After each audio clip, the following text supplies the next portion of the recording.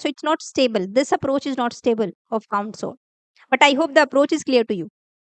If I say that, what is the time complexity for this? How many comparisons you need?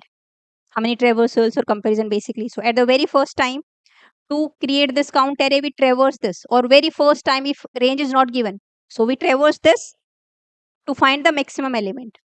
All the n elements. So n plus.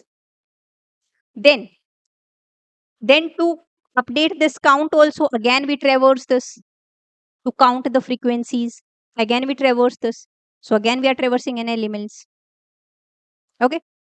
Then what we are doing again? Now to update this original array again in to make it sorted array, we traverse this count now.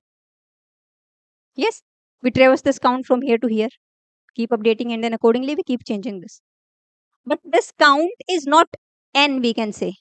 Number of elements are here n, number of elements here are whatever the range is given. So that you can say m or k, anything you can take. Let's suppose k. So we traverse this, so k times. And that's it. So this is the time complexity. N plus k.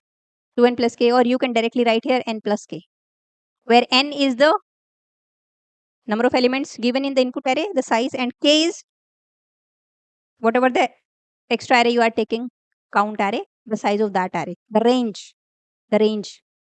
N is number of elements, k is the range or the maximum element given. In the range, the elements are present. N plus k. This is the time complexity. So it's linear. If suppose k is really small, number of elements here are suppose 100 or 1000. N is 1000 and k is the maximum element in this is 10 or again 9. We have again repeated elements.